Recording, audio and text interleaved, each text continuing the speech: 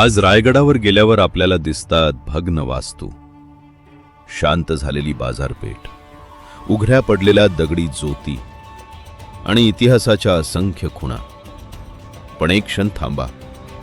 350 वर्षापूर्वी आपण याच जागेवर उभे असतो तर आपल्या डोळ्यांसमोर काय दिसलं असतं? आज जिथे फक्त दगड उरले आहेत तिथे कोणत्या वास्तू उभ्या होत्या? आज शांत असलेली ही बाजारपेठ तेव्हा किती गजबजलेली असेल? छत्रपती शिवाजी महाराजांच्या काळात रायगडावरचा एक दिवस नेमका कसा सुरू होत असेल? आज आपण फक्त त्याची कल्पना करणार नाही, आज आपण स्वतः त्या काळात जाणार आहोत. चला, काळाची सीमा ओलांडून जवळपास 350 वर्ष मागे जाऊया. डोळे बंद करा, आजूबाजूचा वारा जाणवू द्या आणि आता डोळे उघडा. आपण पोहोचलो आहोत छत्रपती शिवाजी महाराजांच्या काळातील रायगडावर.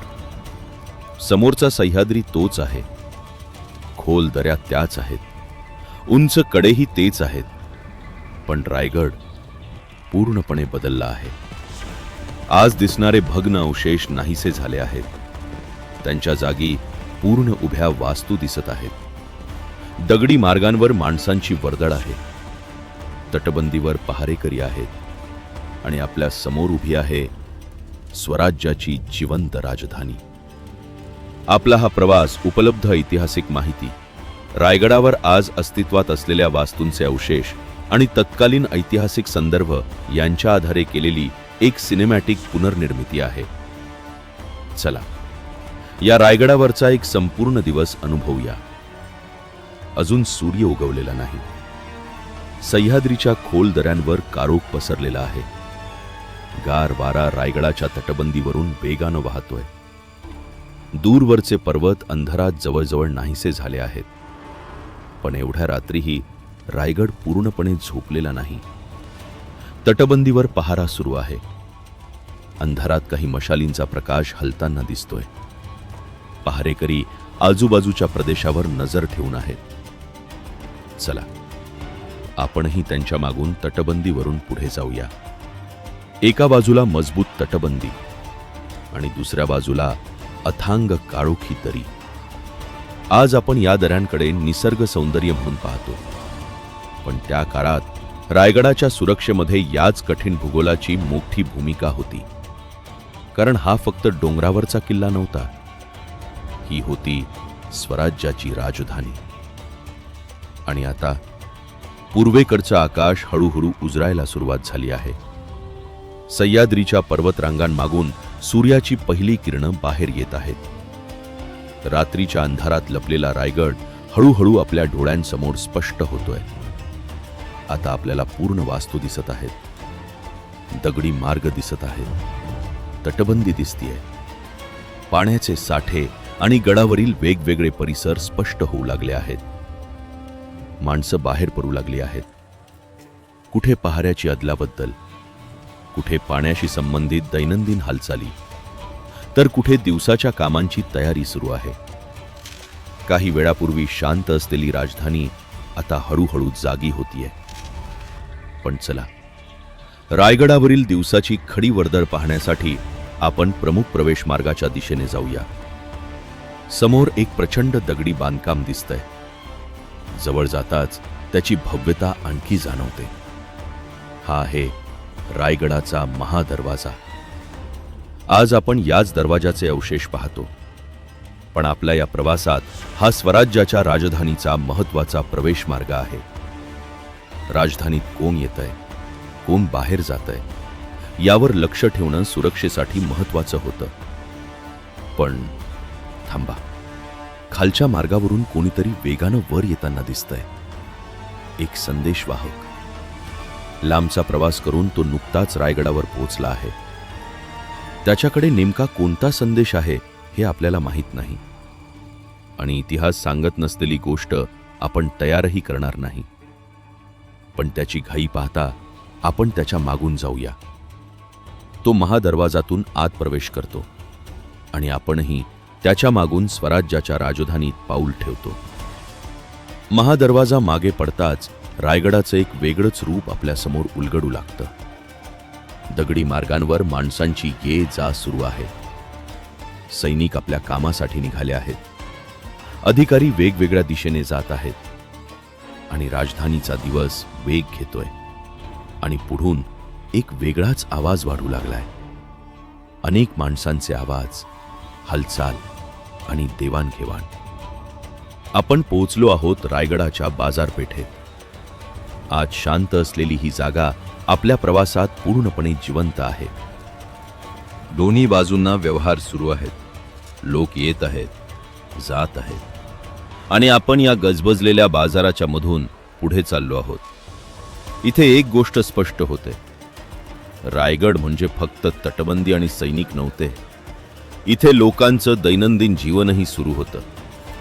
पण स्वराज्याच्या निर्णयांचं केंद्र अजून पुढे आहे. बाजारपेठेचा आवाज मागे टाकून आपण राजवाड्याच्या दिशेनं निघतो. पुढे प्रशस्त परिसर उलगडतो. वातावरण बदललं आहे. आपण आता स्वराज्याच्या प्रशासकीय आणि राजकीय केंद्राजवळ आलो आहोत. विविध भागातून माहिती राजधानीपर्यंत पोहोचतीये. अधिकारी उपस्थित आहेत आणि महत्त्वाच्या विषयांवर चर्चा सुरू आहे. किल्ले, प्रशासन, सुरक्षा, लष्करी घडामोडी. स्वराज्याच्या अनेक महत्त्वाच्या निर्णयांचा संबंध या राजधानीशी होता. आणि या संपूर्ण स्वराज्याच्या केंद्रस्थानी आहेत छत्रपती शिवाजी महाराज. क्षणभर थांबा. इतिहासाच्या पुस्तकांमध्ये ज्यांच्याबद्दल आपण वाचतो, आज आपल्या या प्रवासात आपण जणू त्यांच्या राजधानीत प्रत्यक्ष उभे आहोत. पण रायगडाची भव्यता पाहताना आपल्या मनात एक अत्यंत साधा प्रश्न येतो. एवढ्या उंच डोंगरावर इतक्या लोकांसाठी पाणी कुठून येत होतं? दररोज डोंगर उतरून पाणी आणणं व्यवहार्य नव्हतं. त्यामुळे गडावरील पाण्याच्या टाक्या, तलाव आणि पाणी साठवण्याची व्यवस्था अत्यंत महत्त्वाची होती. आणि आपल्या समोर दिसतोय गंगासागर तलाव. अशा जलसाठ्यांचं महत्त्व फक्त दैनंदिन वापरापुरतं नव्हतं. विचार करा, जर शत्रूनं किल्ल्याला वेढा घातला, बाहेरून येणारा पुरवठा अडवला, तर गड किती दिवस टिकणार?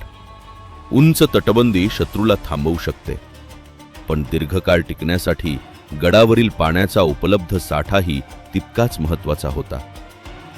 आता पुन्हा तटबंदीवर या आणि इथून खाली पहा. रायगडाच्या संरक्षणाची खरी ताकद आपल्या समोर दिसू लागते. खोल दऱ्या, उभे कडे, अवघड चढाई आणि चारही बाजूंनी पसरलेला सह्याद्री. तटबंदीपर्यंत पोचण्याआधीच शत्रूला या कठीण भूभागाचा सामना करावा लागणार होता. निसर्ग जणू रायगडाची पहिली भिंत होता. पाहता पाहता दिवस पुढे सरकलाय. सूर्य पश्चिमेकडे झुकतोय आणि दुपारचा तीव्र प्रकाश आता मऊ होऊ लागलाय. सह्याद्रीच्या पर्वतरांगा सोनेरी प्रकाशात न्हाऊन निघाल्या आहेत. रायगडावरची दिवसभराची वर्दळही आता कमी होतीये. लोक आपापल्या ठिकाणी परतत आहेत आणि सूर्य हळूहळू सह्याद्रीच्या पर्वतरांगांमागे नाहीसा होतो. पण राजधानीचा दिवस संपला म्हणजे रायगडाची सुरक्षा संपली असं नाही. आता पाहूया रात्रीचा रायगड. आधुनिक विजेचा प्रकाश नाही. संपूर्ण सह्याद्री काळोखात बुडतो आणि मग एकामागून एक मशाली पेटू लागतात. दगडी मार्गांवर मशालींच्या प्रकाशात लांब सावल्या हलत आहेत. आपण पुन्हा तटबंदीच्या दिशेनं चालतोय. दिवसा सहज दिसणारी दरी आता अथांग काळ्या पोकळीसारखी वाटते. गार वारा पुन्हा तटबंदीवरून वाहतोय. राजधानी शांत झाली आहे, पण पहारेकरी अजूनही आपल्या जागांवर आहेत. रायगडावरचा पहारा सुरूच आहे आणि आपण पुन्हा त्याच ठिकाणी आलो आहोत, जिथून पहाटे 350 वर्षापूर्वीच्या रायगडावरचा आपला दिवस सुरू झाला होता. पण आता परत जाण्याची वेळ आली आहे. वाऱ्याचा वेग वाढतो. समोरची मशाल फडफडते आणि अचानक विझते. सगळीकडे अंधार. डोळे बंद करा.